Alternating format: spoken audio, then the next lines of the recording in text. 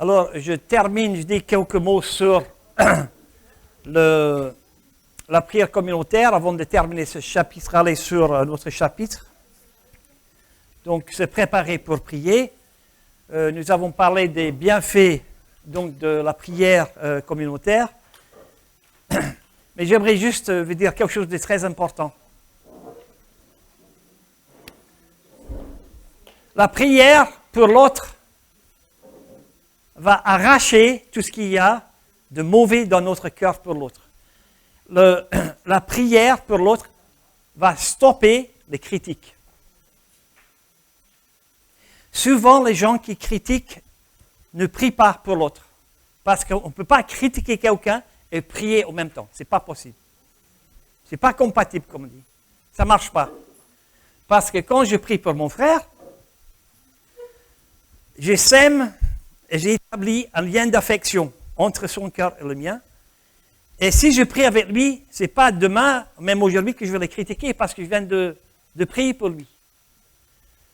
Donc, je vais mettre sur l'écran, comme ça vous allez voir. Soit on arrête de critiquer, on commence à prier. Soit on arrête de prier et on continue à critiquer. Est-ce que je l'ai bien dit là? Vous avez compris. Et c'est pourquoi, c'est une des raisons pour laquelle la prière, l'un pour l'autre, est fondamentale. Parce que ça va stopper les critiques. Voilà. Ça va stopper les critiques. À vous de choisir. Soit on commence à prier, on arrête de critiquer. Soit on continue à critiquer, on arrête de prier. À vous de choisir. Hein? Et si vous avez des problèmes de relation avec des personnes, je vous demande de prier pour un frère ou pour une sœur pendant une semaine et ça va transformer vos relations. C'est quelque chose que j'ai vécu dans ma vie, aussi dans mon ministère. La prière transforme mes relations. Pourquoi? Parce que je vois le frère à travers les lunettes de Dieu. Voilà. Voilà, on va aller sur notre chapitre maintenant. Page 53, page 54, page 55. Se préparer pour l'action.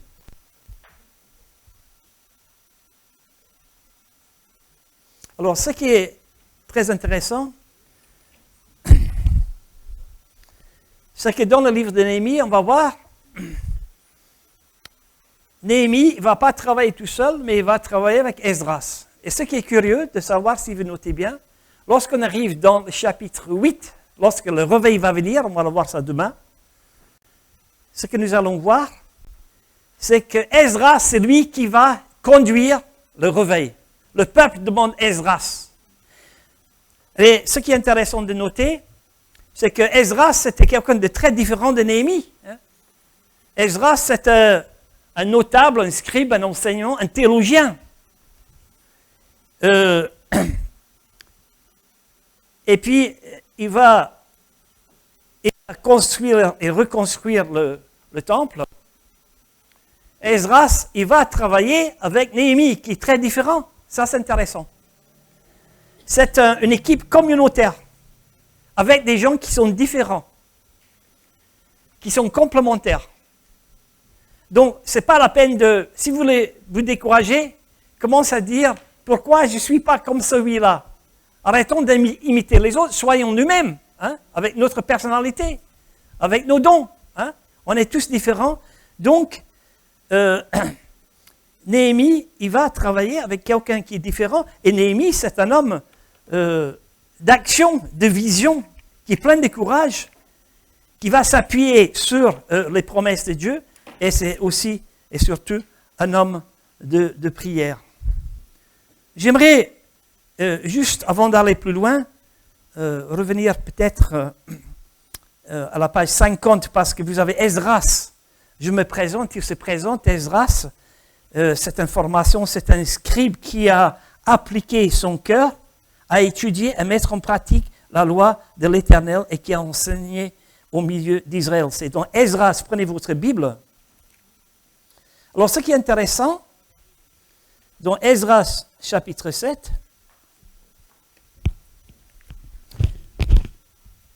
je vais relire ce verset. Souvent, il dit dans le texte, dans le verset 6, « La bonne main de l'Éternel, son Dieu, était sur lui.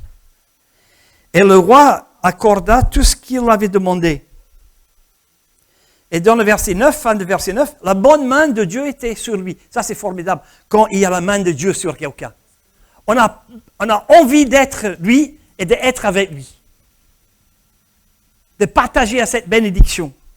Et c'est dans le verset 10 du chapitre 7 d'Esdras, vous êtes dans votre Bible, Esdras chapitre 7, verset 10. Quelqu'un aimerait le lire à haute voix? Allez-y. Car Esdras avait appliqué son cœur à étudier et à mettre en pratique la loi de l'Éternel et à enseigner au milieu d'Israël les lois et les ordonnances. Voilà. Et ce qui se passe là, c'est 13 ans auparavant, avant l'action de Néhémie. Je n'entre pas dans les détails. Mais déjà, Esdras, il se prépare pour le réveil.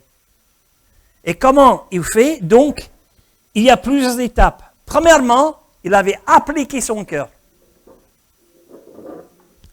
à étudier, à mettre en pratique la loi de l'Éternel et à enseigner au milieu d'Israël les lois et les ordonnances. Et nous allons voir demain après-midi, quand le réveil arrive, quand tout le peuple est assemblé sur la place, comme un seul homme, le texte dit, le peuple demande Esdras, où est-ce qu'il est Esdras? Esdras, il est là, il monte sur l'estrade, il va conduire tout le peuple vers le réveil. Ça, c'est formidable. Parce qu'il avait préparé son cœur, il s'est plongé dans la parole de Dieu, il a étudié et puis il a transmis tout ce qu'il avait appris donc aux autres. Donc, je n'entre pas dans tous les détails ici que vous avez sur la page 50, mais je voulais juste mettre un accent sur ce point. Et Néhémie, qu'est-ce que lui va faire? Eh bien, on sait très bien. Il va reconstruire, il va mobiliser, et ça, on va voir demain matin, qu'au début, les gens étaient d'accord, et lorsqu'on tourne la page, il n'y a plus personne, ils ne sont pas d'accord. Et Néhémie, il est tout seul, et puis Néhémie, il va le reprendre. Hein. Il va dire, maintenant, soyons sérieux. Et il va leur dire trois choses que je dirai donc demain matin. Donc, cette collaboration. Et nous savons qu'une bonne préparation porte toujours de bons fruits. Est-ce que c'est vrai ça? Que ce soit pour un examen, que ce soit pour un repas, n'est-ce pas, les femmes? Une fois, lors de culte, je voyais une grande camionnette qui arrive, une famille que je ne connaissais pas. Et comme je suis très gentil, je dis, mais vous pouvez venir manger chez moi. Je n'avais rien demandé à ma femme. Je ne savais pas comment ils étaient dans cette camionnette. Et puis voilà, après le culte de Françoise, j'ai invité un jeune couple avec quelques enfants. C'est ça que je ne savais pas. En tous, ils étaient 8. Alors il me dit, toi, tu es un rigolo parce qu'il n'y a rien dans le frigo. Maintenant, tu vas faire le repas toi-même. Et tu vas acheter tout ce qui est nécessaire, donc pour 10 personnes. Vas-y.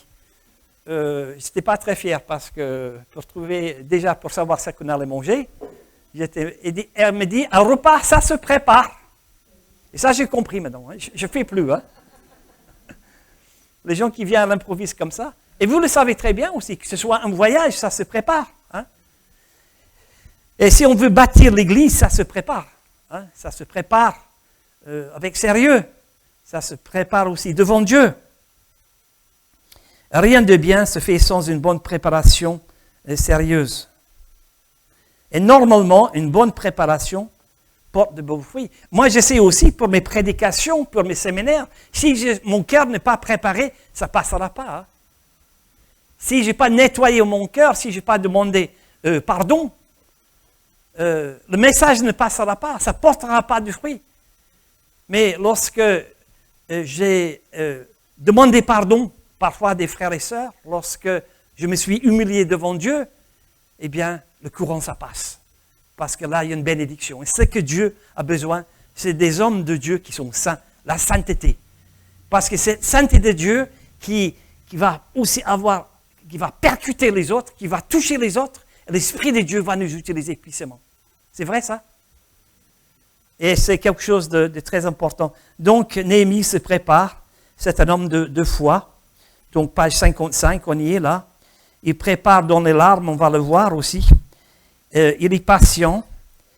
Il attend le moment de Dieu. Mais il est disponible pour saisir l'occasion au vol. Donc, page 56.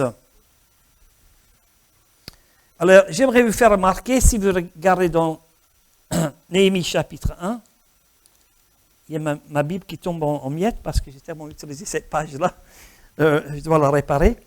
J'aimerais vous faire remarquer, regardez bien, verset 1, on a déjà vu, mais j'aimerais le relire pour faire une précision. Parole de Néhémie, fils de Hakalia, au mois de Kislev. Donc, c'est le mois de novembre. Dans le chapitre 2, au mois de Nissan, c'est le mois d'avril. Alors, écoutez bien, novembre, décembre, janvier, février, mars, avril, ça fait 6 mois. Il va réfléchir, il va s'arrêter, il va prier, il va pleurer, seul, pas avec les autres. Et c'est seulement après qu'il va mobiliser tout le peuple de Dieu. Il va former une équipe. Et puis, les gens, au début, ils vont dire, levons-nous et bâtissons. Après, ils tournent leur veste, mais ça, on verra demain matin. Mais il a bien préparé ce travail. Avec foi, avec hardiesse. Et j'aime bien cette expression. La bonne main de l'Éternel était sur lui. C'est dans le chapitre 2, verset 8 et verset 18. C'était aussi vrai pour Esdras. La main de notre Dieu est sur ceux qui le cherchent de tout leur cœur. C'est Esdras 8, verset 22. Vous l'avez, c'est sur la page 56. Alors, je vais faire un petit test pour savoir si vous avez bien écouté. Page 57, il n'y aura pas de récompense.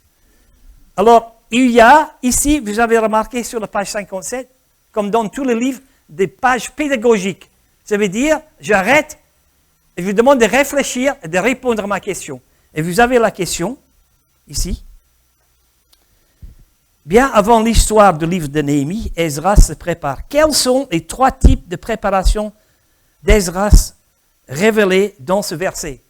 On a déjà lu. Vous pouvez prendre le verset et vous marquez votre réponse. Il a fait 3 choses. Même 4. Il a fait 4 choses. Ne dites pas à haute voix et vous allez les marquer. Numéro 1, numéro 2, numéro 3, numéro 4. Esdras, chapitre 7, verset 10.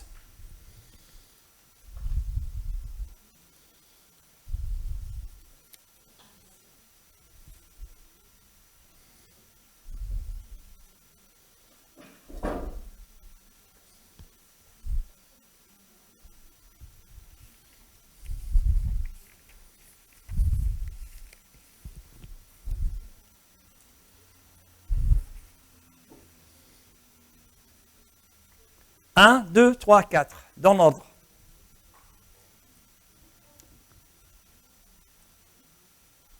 La bonne main de l'Éternel était sur lui parce qu'il a fait 4 choses. Qu'est-ce qu'il a fait? On va le dire ensemble. Premièrement, il a appliqué son cœur. Il faut s'appliquer. Deuxièmement, il a étudié. Deuxième chose, il a étudié. Et puis, il a appliqué son cœur, étudié. Troisièmement, il a mis en pratique. Et après, il a enseigné. Ce n'est pas enseigner à après mettre en pratique. Notez l'ordre là, c'est très important. C'est d'abord, il va mettre en pratique et après, il va enseigner. Ça veut dire en clair,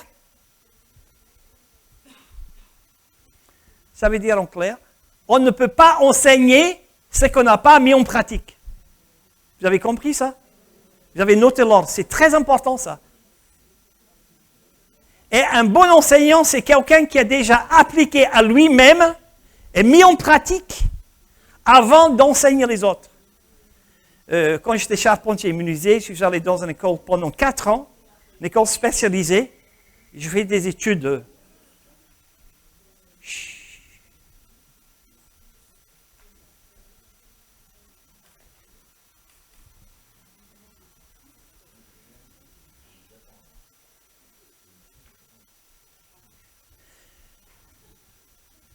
Donc, quand j'étais charpentier menuisier, j'ai appris dans une école. Et après, moi, je devais enseigner d'autres apprentis. Mais moi, j'ai su comment, par exemple, faire des coupes correctes sur le poutre pour que ça soit bien aligné. Hein. Il y a toute une technique. Mais ce n'est pas seulement la théorie. Je dois le faire dans la pratique d'abord et puis enseigner aux autres à le faire. Hein. Donc cet ordre est important parce que c'est ainsi un des principes de réveil.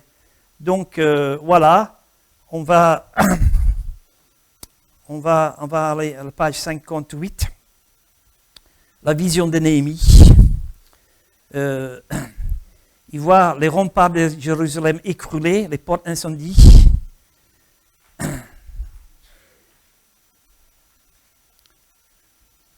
C'est un tableau noir, un tableau sombre. Et Néhémie, regardez bien, il est plein d'émotions.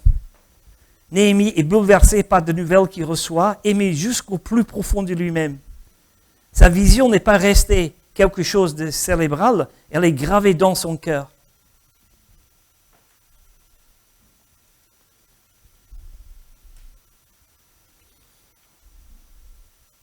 Il dit, je connais la douleur de mes frères, cette douleur me saisit aux entrailles, travaillée par le Saint-Esprit, qui est esprit d'amour, qu'aucune souffrance humaine ne laisse indifférente.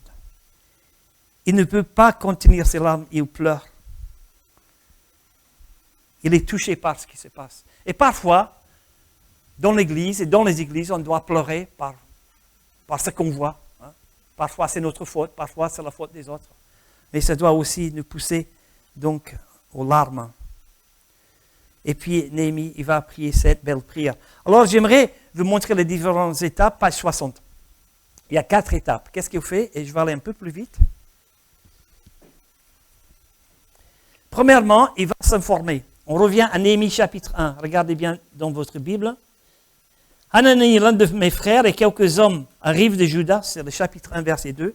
Je l'ai questionné. Il va s'informer. Il va s'informer. Il va se préparer. Je mets à l'écran. Il s'informe. Pour prier intelligemment, il est indispensable d'être bien informé. J'ai déjà dit ce matin comment je dois prier pour mon frère. Il y a déjà dans la Bible, mais aussi, je pose la question. Je ne dis pas je vais prier pour toi, mais d'abord je dis comment est-ce que je dois prier pour toi.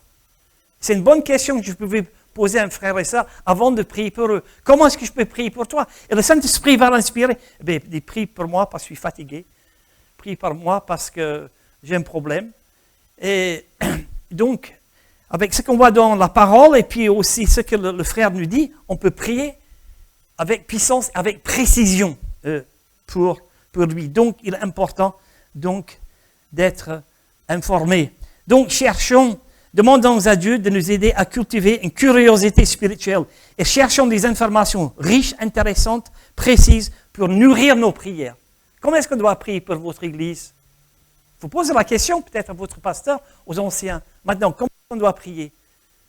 Dans quelle direction? Est-ce que c'est l'évangélisation? Est-ce que la stabilité de l'Église?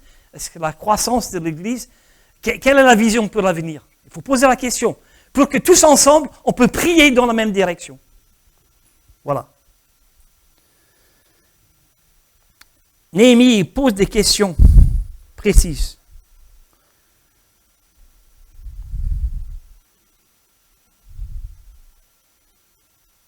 Et ce qui est très intéressant dans les prières de l'apôtre Paul, il crie aux églises, il prie pour eux quand ils étaient en prison. Il y avait beaucoup de problèmes dans ces églises. Il y avait des problèmes d'ordre théologique, il y avait des problèmes de péché qu'il y avait dans l'église de Corinthe. Toutes sortes de problèmes de Corinthe, il y avait beaucoup de problèmes. Et l'apôtre Paul, quand il prie, il ne prie pas concernant le problème, mais il prie pour les gens. Ça, c'est important. Très important. On prie pour les gens parce que c'est les gens qui sont ciblés par l'ennemi. Hein. Il y a le danger aussi d'être trop braqué sur les problèmes, sur les difficultés, sur les finances, sur les projets, mais on doit centrer nos prières sur les personnes. Demander la protection, demander aussi la bénédiction. Et puis, il va donc lui-même, il va aller sur place, il va faire des recherches. Il va faire des recherches, il va aller jusqu'à Jérusalem, et puis il va, le roi va lui dire, mais je vois que tu pas bien aujourd'hui, qu'est-ce qui t'arrive? Et puis Néhémie, il va dire, voilà, j'ai saisi d'une grande crainte. J'aime bien ce verset, c'est dans le chapitre 2, verset 2. Le roi me dit, pourquoi as-tu un mauvais visage? Tu n'es pourtant pas malade. Ce ne peut être qu'un chagrin du cœur. Et j'ai fui saisi d'une grande crainte. Et regardez bien, le roi vient lui demander, mais tu as besoin de quoi? Verset 4. Le roi me dit, que demandes-tu? Et avant de répondre, il y a une petite phrase là. C'est une prière flèche qui monte avant de répondre. Je prie le Dieu des cieux. Et Dieu va mettre son cœur exactement ce qu'il faut dire. Et puis, il fait sa liste. Il fait sa liste. Vous allez dans le verset 5. Si le roi trouve bon, il va demander des permissions. Il va demander des passeports et des visas pour passer les frontières, verset 7. Vous avez ceci dans le manuel, regardez bien. Page 60. Et il va demander des bois pour les portes de la ville et aussi, il n'était pas bête, Néhémie, les bois pour sa propre maison. Si c'était moi, j'aurais fait pareil parce que je suis charpentier et menuisier, je sais exactement ce dont j'ai besoin. Je viens de construire une maison aussi. Vous voyez cette précision, hein? Mais ça veut dire qu'il a tout réfléchi, il a fait des recherches dans la ville avant. Il a cherché des informations précises. Et ce qui est formidable, c'est que le roi, non seulement il donne ce qu'il a besoin, mais il donne au-delà de ce qu'il a besoin, parce qu'il va donner donc une garde pour le protéger pendant son voyage. C'est pas merveilleux, ça?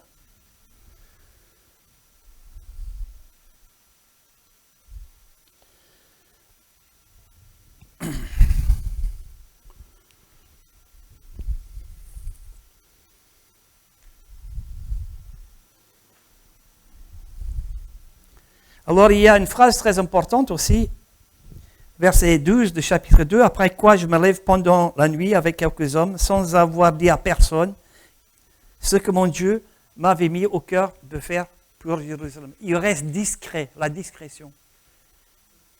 Il a attendu déjà 5 mois, 6 mois, il ne dit pas tout encore. Il va attendre le moment de Dieu.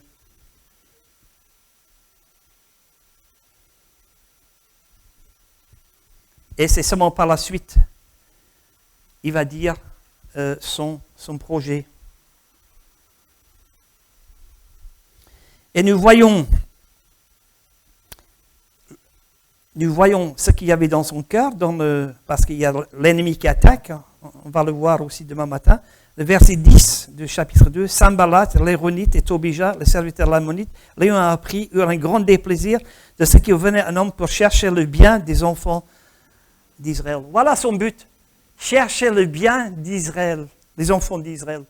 Voilà le but de Jésus.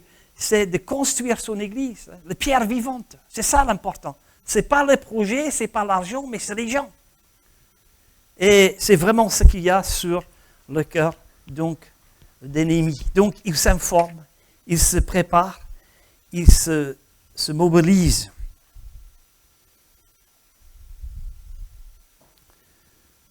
Et dans Proverbe 20, vous avez ceci sur la page 60, en bas de page, le cœur du roi est un courant d'eau dans la main de l'Éternel. Il l'incline partout où il veut. Vous voyez cette confiance dans la puissance de Dieu de faire ce qu'il veut avec les rois, avec le gouvernement. Donc, la prière sans l'information n'est qu'un rêve. Donc, les informations précises concernant l'Église, concernant le futur, concernant la vision, et de prier donc ensemble pour ça. De s'informer. Je me souviens lorsque on avait un projet à Pierre-Latte, on a visité, avant de construire notre église, on a visité 17 bâtiments. Notre frère, il comprend ce que c'est parce que je pense que vous avez visité des bâtiments. Avant de prendre la décision de construire à Pierre-Latte, On a dit, voilà, il y a ce bâtiment-là, le prix, le budget, etc. C'était pas ça. Et puis, quelqu'un a eu l'idée, et si on achetait un terrain? Et un jour, il y a mon ami, une personne qui était ancienne avec moi à l'époque, il était en train de promener sa poussette, et puis il voit près de centre-ville, un grand terrain qui était vide. Il ralentit la poussette, il y avait un monsieur là qui était sur le terrain, et il a dit, mais il n'est pas à vendre ce terrain? Il dit, oui, justement, on cherche à le vendre. Il dit, vous voulez combien? Et je pense qu'il a dit 22 francs, 28 francs à l'époque, le mètre carré, quelque chose comme ça. C'était pas cher à l'époque, je vous assure. Hein. Et puis il dit quoi? Il dit, ça nous intéresse. Et puis André me téléphone, il dit, écoute, il y a un terrain là-bas à Pierre-Latte, peut-être qu'on doit le voir. Et puis on s'est dit, ce qui sera bien, ce sera de faire des plans avant. Et puis d'aller voir le maire avant de prendre notre décision. Et nous sommes allés voir le maire, M. Mouton, il s'appelle M. Mouton, mais il a besoin d'un berger aussi. Hein. On est allé le voir, il dit, voilà, on a un projet, on aimerait vous donner une Bible. Il dit, c'est quoi votre projet? Alors j'ouvre ma valise et je montre les plans de notre nouvelle église. Il dit, ah mais c'est formidable comme projet, moi je vais vous aider. Il dit, qui est-ce qui va faire la construction? Il dit, bien, on va faire nous-mêmes. Ah bon, ça c'est intéressant. Il dit, est-ce que pendant la construction, est-ce que vous avez un bâtiment? Je dis, non, on cherche. Il dit, voilà, je vais mettre à disposition un bâtiment pour vous pendant la construction. Il dit, je peux vous proposer 3 autres terrains. On n'avait pas parlé du terrain qu'on avait trouvé. Il nous a proposé 3 autres terrains. Mais on avait tout préparé dans notre tête. Jusqu'à faire les plans, millimètre par millimètre. Tout était réfléchi, la dimension qu'on voulait, etc. Et Dieu, il a ouvert les portes. On est allé voir les 3 terrains.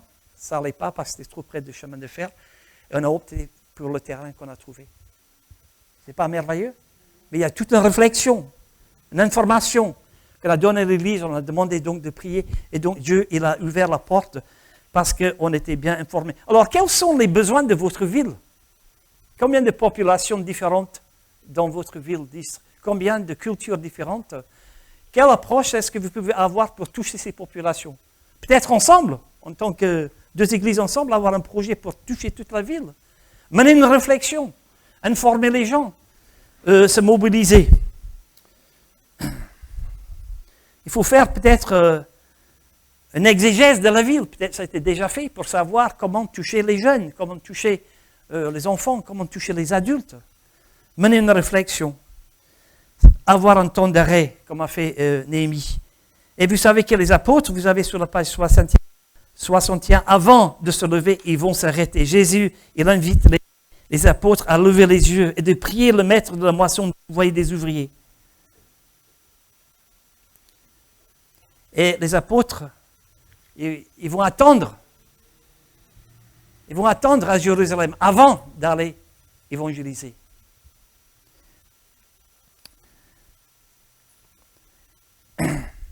Et ce qu'on peut dire aussi, c'est que si on veut évangéliser le monde, comment il faut faire? Bien, il faut prier que Dieu envoie des ouvriers. Hein. Il y a manque d'ouvriers français. Hein. Il y a beaucoup de nouvelles églises, mais il n'y a pas assez de pasteurs. Donc, il faut prier pour que Dieu il suscite donc des vocations. C'est John Wesley, pour ceux qui ont fait le premier séminaire, c'est un homme formidable, qui a eu des moments de réveil et a implanté des chapelles un peu partout, des églises méthodistes, étaient utilisées par Dieu. Il avait un zèle inaltérable, il fondait des églises, et certains pasteurs anglicains n'étaient pas très contents, mais il dit, il y a déjà une église dans cette ville. Mais il dit, il y a la place pour 20 églises dans cette ville. Il dit, mais est-ce que vous savez que c'est notre paroisse ici? Et John Wesley dit, monsieur, j'aimerais vous dire quelque chose. Ma paroisse, c'est le monde. On est libre de faire ce qu'on veut. Ma paroisse. Et votre paroisse, c'est quoi? C'est Istres. Ou bien est-ce que c'est la France? Ou bien est-ce que c'est le monde? Donc, on doit prier que Dieu il envoie donc des ouvriers. Et je vais aller un peu plus loin. Je ne vais pas m'arrêter donc sur Zinzendorf parce que je fais ça dans le premier séminaire et vous avez des informations que vous pouvez lire. Et j'aimerais juste faire une parenthèse que pour ce bateau que je montrais, quel est le plus grand besoin? Ce n'est pas pour l'argent. Ce n'est pas l'argent. C'est pour avoir des gens qualifiés à chaque poste pour que ce bateau puisse tourner. Parce qu'il y a des équipes qui vont une année d'avance dans les différents pays pour prendre contact avec les autorités, pour avoir toutes les autorisations nécessaires pour qu'un grand bateau comme ça puisse aller dans l'espoir. Donc, il faut aussi prier pour ce ministère. Donc, s'informer. Et pour s'informer, il faut avoir une compassion. Hein? Parfois, on n'a pas envie et on a besoin parfois de demander à Dieu de renouveler notre compassion pour les autres, de renouveler notre compassion pour nos voisins, pour nous donner envie d'évangéliser les autres, de se lever. On a besoin de compassion. Ça prend du temps, ça exige aussi la précision et l'intelligence. Donc, Néhémie, il s'informe. Deuxième étape, qu'est-ce qu'il va faire? Page 68, il s'arrête. Il s'arrête.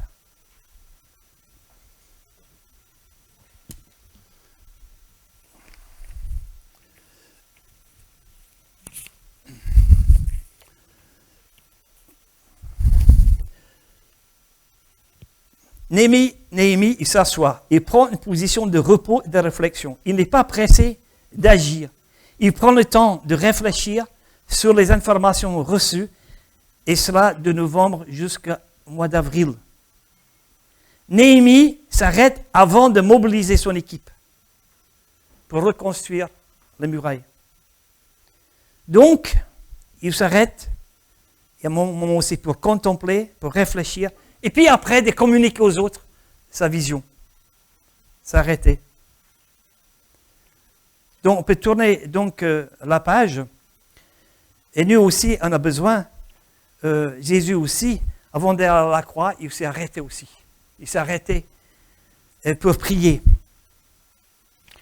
Et on a besoin aussi de prendre un temps pour s'arrêter, pour approfondir notre communion avec Dieu. Alors, je donne sur la page 70, pourquoi est-ce qu'il faut s'arrêter? Pour approfondir notre communion avec Dieu, pour être purifié et retrouver la joie, pour parfois demander pardon aussi, hein? Et pour demander donc la sagesse, page 71, bas de page, et pour recevoir une force et un rafraîchissement spirituel. Voilà, il s'arrête. Deuxième étape, les exemples de Néhémie, de Jésus et les apôtres qui se sont arrêtés. Et non seulement il s'arrête, il se laisse toucher. Verset 4 du chapitre 1. Est-ce que tout le monde suit là? Ça va? Il s'arrête. Lorsque j'ai entendu des choses, je m'assis. Je pleurais. J'ai fait plusieurs jours dans la désolation et je jeûnais, je priais devant le Dieu des cieux. Il va pleurer, il se laisse toucher.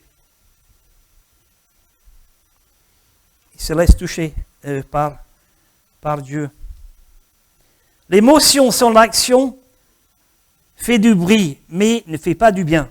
Pour être fécond, elle doit trouver une expression concrète, s'incarner dans un geste. L'émotion. Il va s'arrêter, il va pleurer devant Dieu. Ça m'arrive aussi de pleurer sur mon propre péché. Hein. Ça fait du bien, ça me libère aussi.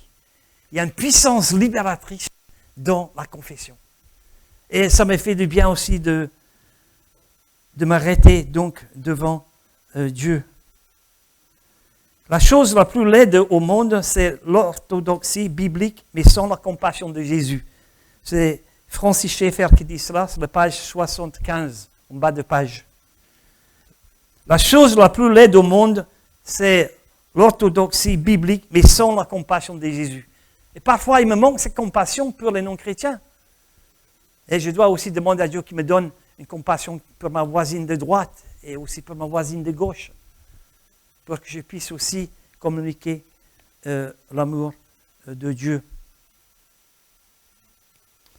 Donc, il faut donc se laisser toucher Page 71, il y a une plage pédagogique, on ne s'arrêtera pas là-dessus. Et puis, pour finir, qu'est-ce qu'il fait? Il prend la situation au sérieux, il va donc pratiquer le jeûne et la prière. Donc, c'est un grand thème et je ne vais pas trop m'arrêter dessus.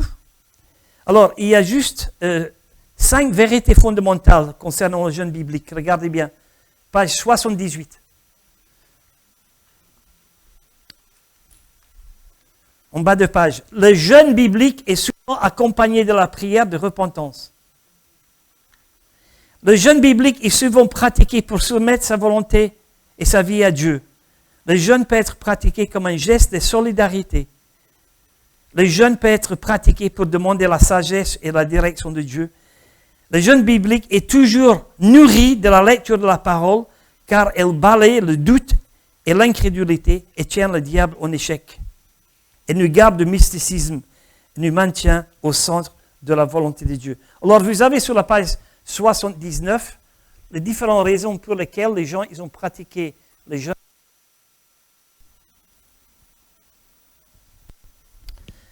Donc Moïse, vous y êtes, page 79. Pourquoi? Intimité avec Dieu. 79, c'est bon? Esdras, il va jeûner pour demander une protection. Néhémie, il va réfléchir. David, opposition. Jonathan, tristesse. Akab, soumission à Dieu. Esther, solidarité avec le peuple. Ésaïe, une délivrance pour être délivré. Et puis Daniel, la confession et préparation avant d'annoncer tous les conseils de Dieu. Jésus va pratiquer le jeûne et la prière parce que lui, il était Dieu, mais il va prendre temps pour s'arrêter avant d'annoncer tous les conseils de Dieu. Et quelle puissance lorsqu'il est confronté avec les démons, lorsqu'il est confronté avec la mer qui s'agite. Jésus prononce une parole et ça devient plat comme un miroir. Parce que Jésus était Dieu, il avait passé une partie de l'éternité avec Dieu et il va quand même passer un temps dans le jeûne et dans la prière. Et nous avons aussi d'autres personnes qui ont pratiqué le jeûne. Donc Anne et l'apôtre Paul, lors de sa conversion, il va être bouleversé, il va pratiquer le jeûne et la prière. Alors, sur la page 80, et aussi sur l'écran, j'ai mis le jeûne biblique est le signe extérieur d'une attitude intérieure. Disponibilité, humilité et dépendance.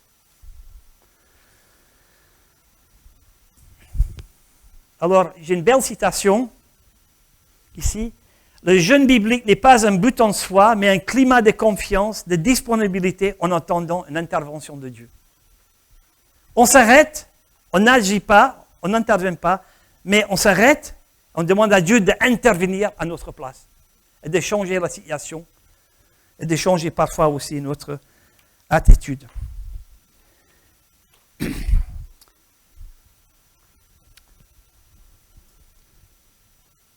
Alors, pourquoi jeûner? Se priver de quelque chose pour autre chose qui est meilleure.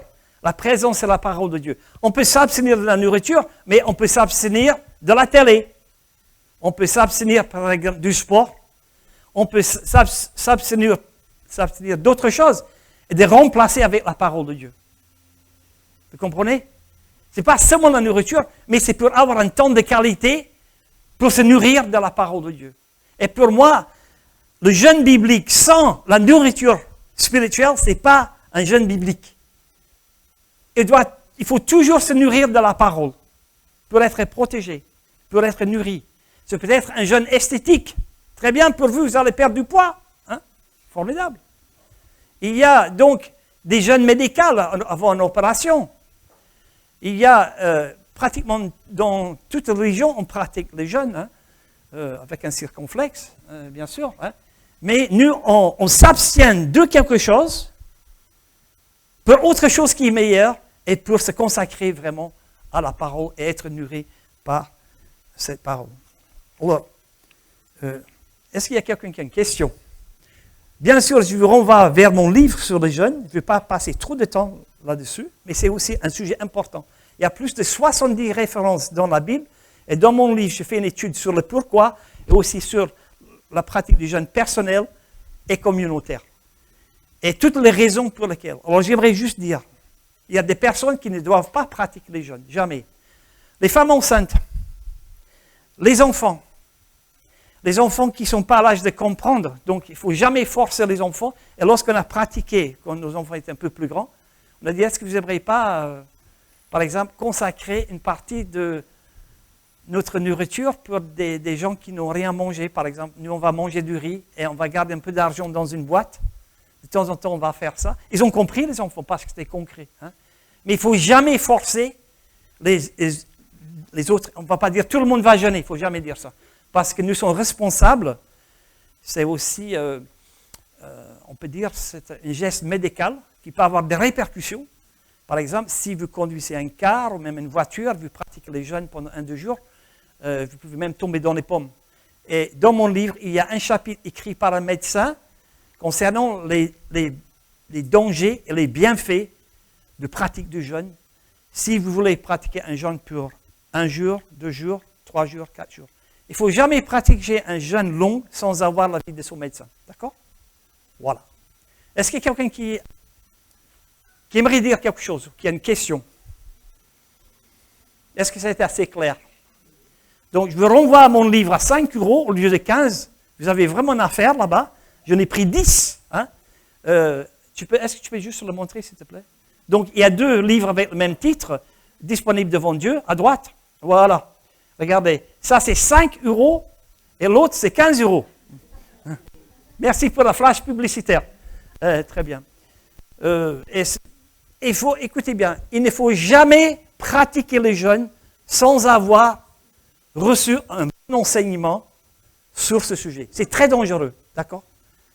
Il faut savoir ce qu'on fait et il faut savoir pourquoi on le fait sur le plan personnel et aussi communautaire. Voilà. Je pense qu'on va prendre un chant maintenant.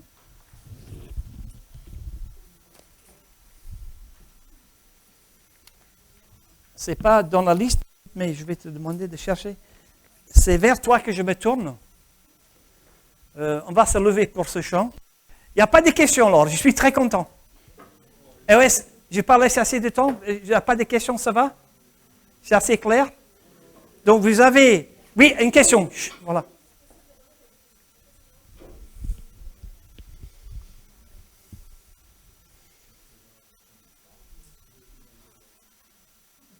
Ça, c'est une belle citation parce que c'est de moi. Hein? Ah, il y a David qui... Mais je te le donnerai après. On va prendre le chant maintenant et je te donnerai après sur mon ordi, d'accord? On va se lever pour un chant. C'est vers toi que je me tourne.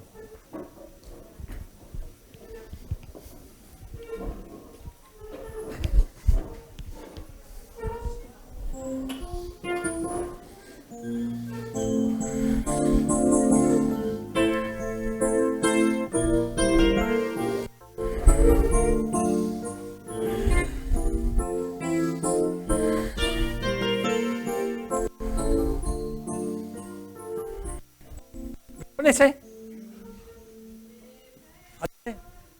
On va attendre que les paroles. J'ai fait une petite introduction. Ah, c'est là.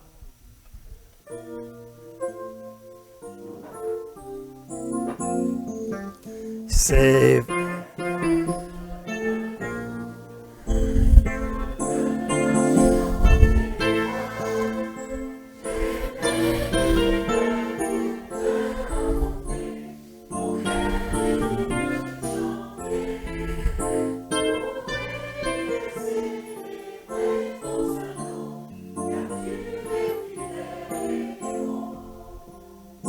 C'est...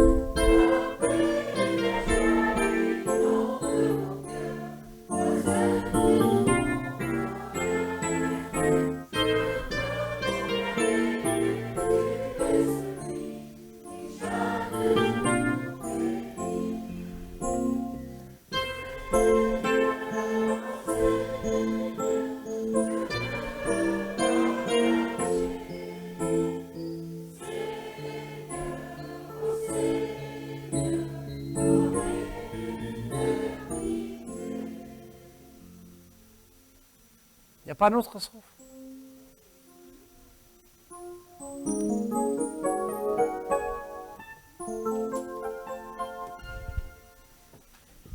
Vous vous asseoir. Merci David.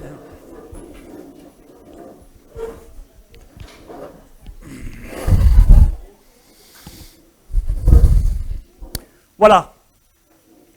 Vous avez retenu les 3 étapes pour la préparation. Premièrement, qu'est-ce que vous faites? S'informer. Deuxièmement, s'arrêter, se reposer. Troisièmement, se laisse toucher. Et puis après, il prie. Il prie.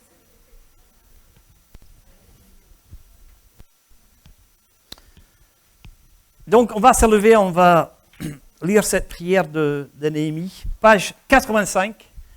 Et nous allons donc parler des différentes formes de prière dans cette prière de Néhémie. On va se lever, si vous voulez bien. Néhémie chapitre 1. Et je vais demander à quelqu'un de lire le... Est-ce que toi, tu aimerais, s'il te plaît, dans Néhémie chapitre 1, verset 5 jusqu'au 11. Je ne sais pas si on peut... Peut-être tu parlais au micro là-bas, ça sera mieux, parce que David est en train de filmer là. Merci beaucoup. Donc, Néhémie chapitre 1. Et le micro est là. Verset 5 à 11. Vous y êtes? Néhémie chapitre 1, verset 5 à 11. Vous y êtes là? Tout le monde y est là? Voilà.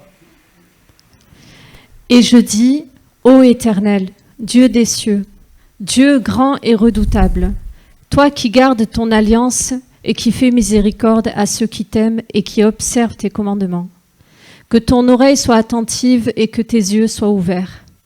Écoute la prière que ton serviteur t'adresse en ce moment, jour et nuit, pour tes serviteurs, les enfants d'Israël, en confessant les péchés des enfants d'Israël, nos péchés contre toi, car moi et la maison de mon Père, nous avons péché. Nous t'avons offensé, et nous n'avons point observé les commandements, les lois et les ordonnances que tu prescrivis à Moïse, ton serviteur. Souviens-toi de cette parole que tu donnas ordre à Moïse, ton serviteur, de prononcer. Lorsque vous péchez, je vous disperserai parmi les peuples. Mais si vous revenez à moi et si vous observez mes commandements et les mettez en pratique, alors quand vous seriez exilés à l'extrémité du ciel, de là je vous rassemblerai et je vous ramènerai dans le lieu que j'ai choisi pour y faire résider mon nom. Ils sont tes serviteurs et ton peuple, que tu as racheté par ta grande puissance et par ta main forte. Ah Seigneur, que ton oreille soit attentive à la prière de ton serviteur et à la prière de tes serviteurs qui veulent craindre ton nom. Donne aujourd'hui du succès à ton serviteur et fais-lui trouver grâce devant cet homme. J'étais alors échanson du roi. Voilà, merci beaucoup. Je vous assois. Alors, ce qui est important dans ce séminaire, c'est de garder le grand tableau, de savoir où on est. On a déjà vu au début, vous allez voir sur l'écran.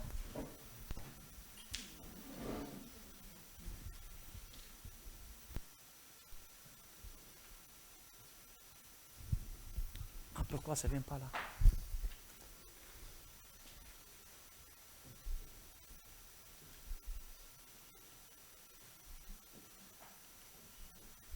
Ça va venir.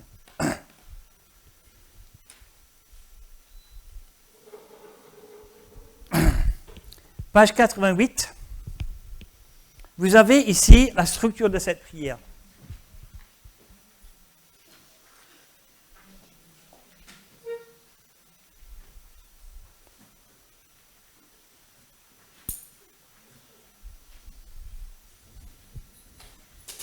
Voilà.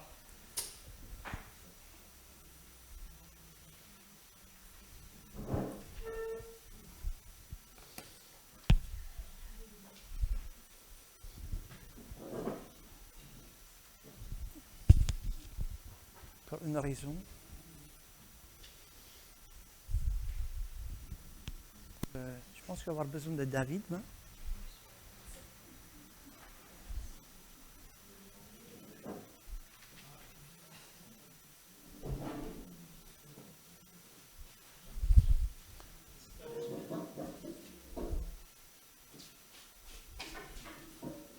Je vais l'ouvrir. Ah, attends, il ne l'ouvre pas, bien sûr. Donc, je veux celui-là. Peut-être qu'il va s'ouvrir tout seul. Je viens de fermer. Non, il ne donne pas.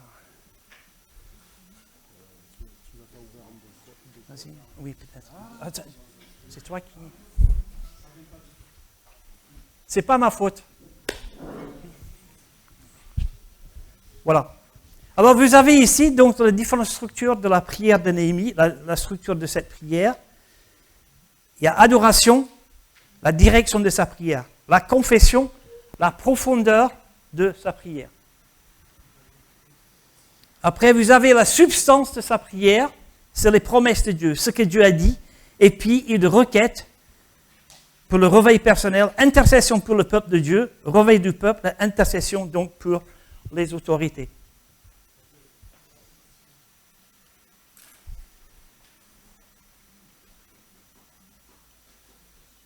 Voilà.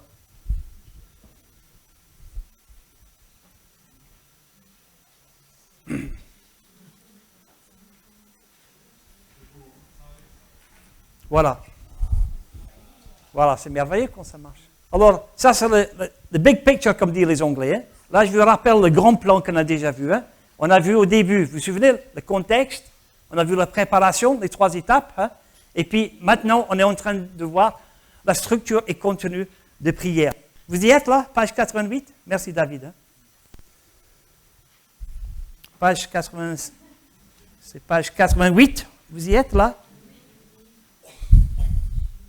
Alors, dans cette prière de Néhémie dans votre Bible, regardez bien, dans le chapitre 1, verset 5, nous avons sa prière. Vous avez à gauche les attributs de Dieu. Pardon, c'est pas ça. Si, c'est ça. C'est celui on a déjà vu. C'est celui-là. Ici, vous avez à gauche les attributs de Dieu. Un Dieu qui est éternel, Dieu des cieux, Dieu grand. Alors, ce qu'on va faire, moi, je vais dire « Ô éternel » et vous allez dire tous ensemble « illimité dans le temps ». « Ô éternel ». Bon, on recommence. On va essayer de faire ensemble. Dans les églises réformées, ils font beaucoup mieux que nous. On va essayer encore une fois. « Ô éternel ». Dieu des cieux, Dieu grand, Dieu redoutable, qui garde son alliance, qui fait miséricorde, tes oreilles attentives, tes yeux ouverts, en ce moment. Vous voyez, avant de demander quoi que ce soit, même avant de confesser son propre péché et le péché du peuple, il va centrer, il va enraciner, il va ancrer sa prière sur la personne de Dieu. Et je veux vous encourager dans le culte d'instruire des personnes avant de prier et de mettre à l'écran, par exemple, les attributs de Dieu, de les définir et de laisser les gens choisir une prière sur l'attribut, comme je fais avec mes cartes. Vous voyez les cartes que je suis en train de faire. Parce que, attention, il ne faut pas confondre donc la louange avec la repentance. Il ne faut pas confondre la louange avec l'intercession. Bon, la reconnaissance et puis la louange, c'est presque la même chose, c'est des frères jumeaux presque, mais quand même, la louange, c'est lorsque Dieu est la source au centre. Ce n'est pas mes besoins. Hein. Et c'est ça qui va donner un élan, une puissance à votre vie de prière. Lorsqu'on commence, lorsque Dieu, c'est le locomotive. Donc ici, vous voyez, une fois, j'ai pris le train à Paris. Ce n'était pas un TGV, mais j'ai pris ce train-là. Et j'étais dans le train, mon train ne bougeait pas. Pourquoi? Parce que je n'étais pas dans un train, j'étais dans un wagon sans locomotive. Mais ce n'est pas rigolo, hein? Et vous savez, il y a beaucoup de chrétiens, leur vie de prière ne bouge pas parce qu'il n'y a pas de locomotive. Dieu, il n'est pas vraiment au centre de la prière. Et c'est ça qui donne tout un élan et aussi une puissance à notre vie de prière.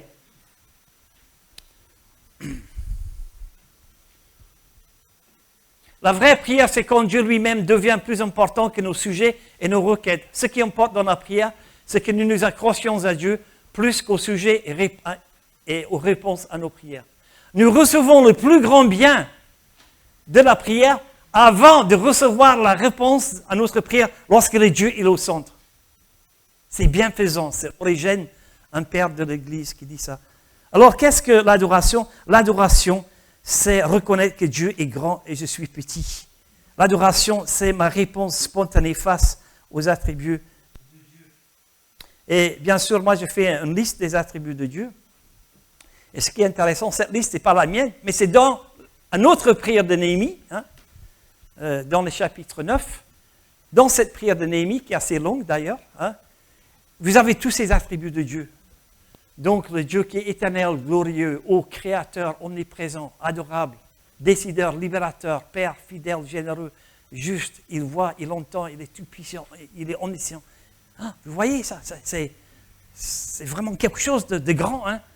Glorieux, éternel, puissant, il guide, il est lumière, il est compatissant, il communique, il est instructeur, il se révèle, il est loyal, il pardonne, plein de compassion, miséricordieux et l'amour. Il est riche, il est victorieux, il est généreux, plein de bonté, il persévère, il est grand, puissant et redoutable. Voilà. C'est pas formidable ça? Vous démarrez votre temps de prière avec ça? Parfois on commence nos réunions de prière avec nos problèmes, tout ce qui ne va pas, toutes les maladies du monde.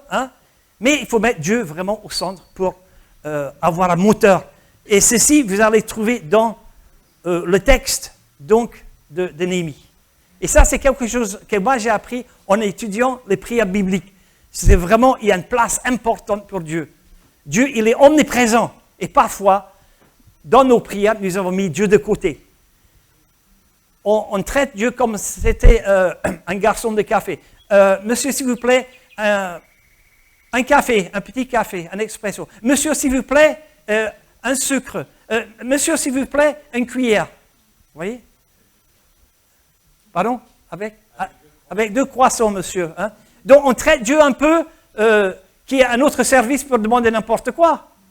Écoutez bien cette expression, elle est très importante. Prier, ce n'est pas prendre ce qui est dans la main de Dieu. Prier, c'est prendre la main de Dieu. Là, vous avez tout compris des 5 séminaires tous ensemble, avec cette phrase. Prier, ce n'est pas prendre ce qui est dans la main de Dieu. Prier, ce n'est pas seulement prendre ce qui est dans la main de Dieu, mais prier, c'est prendre la main de Dieu.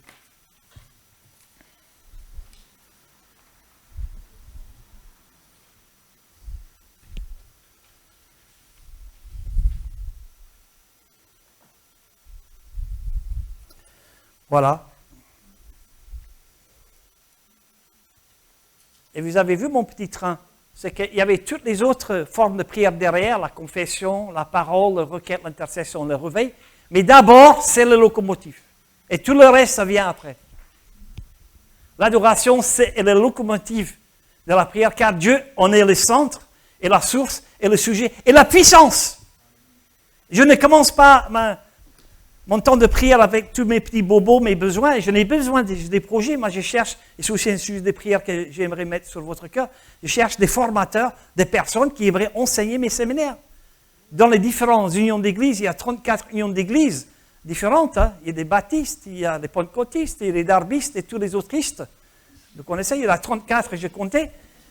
J'aimerais trouver une personne qui s'occupe de chaque dénomination pour donner une impulsion dans leur église et dans leur union. Et ça fait 3 ans que je cherche et je n'ai trouvé 7 jusqu'à aujourd'hui. Ça veut dire qu'actuellement, il y a 2 autres personnes qui ont fait une formation avec moi et qui ont commencé à enseigner mes séminaires. Donc, je vous demande de prier aussi que je trouve un anglophone. Je suis allé à Birmingham la semaine dernière pour rencontrer le directeur international le directeur de la Grande-Bretagne de Opération Mobilisation. Je dis, mais vous ne connaissez pas quelqu'un sur le bateau, quelqu'un dans votre organisation qui aimerait enseigner mes séminaires? Peut-être une fois dans l'année, peut-être pas chaque mois, mais comment faire une formation parce qu'on n'est pas éternel. Donc, priez pour que Dieu suscite des hommes et des femmes. C'est peut-être une femme aussi. Je ne suis pas contre. Hein. Vous pouvez applaudir les femmes. Hein. C'est le moment. Hein. Même les hommes, si vous n'êtes pas d'accord, hein, ça se discute dans certaines églises. Enfin, bref.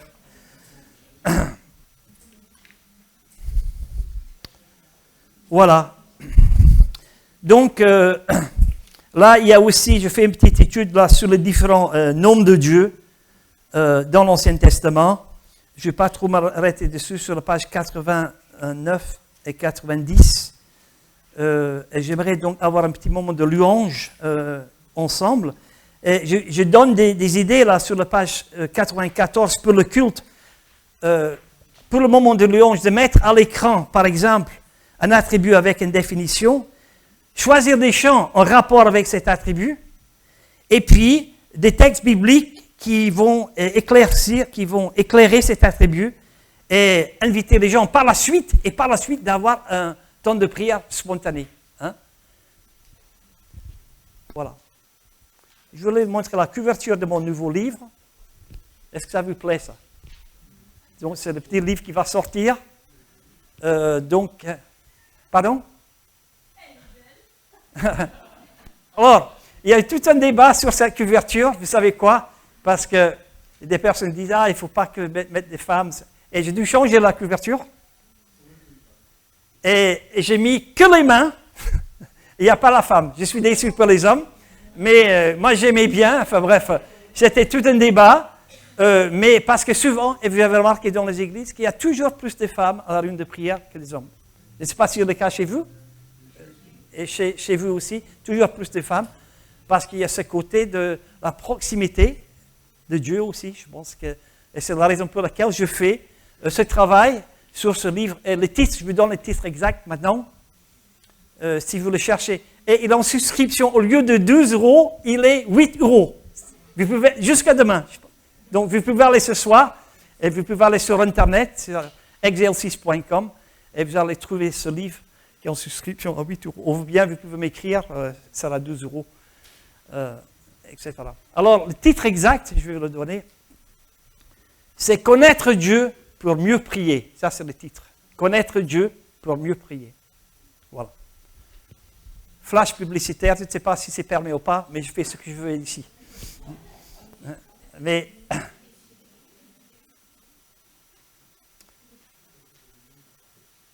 voilà, on va avoir un moment de prière très courte.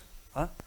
On va prier à deux, donc moi je vais mettre avec vous à trois. Vous priez très courtement avec votre voisin, vous dites à votre voisin, eh bien moi je vais prier sur le fait que Dieu il est grand, le fait que Dieu il est éternel. Je vais prier aussi sur le fait que Dieu il est puissant. Vous choisissez, vous dites à l'autre, et puis vous priez, puis vous laissez le temps pour votre partenaire de prier aussi. Est-ce que tout le monde a compris? Hein? Moi, je vais mettre avec vous, hein, si vous permettez. Pardon? Merci. Alors, vous aimeriez choisir un instant? Pardon, d'accord. Et monsieur? Oui, vous aimeriez prier sur le pardon aussi? D'accord. Moi, je veux prier aussi sur le Dieu libérateur.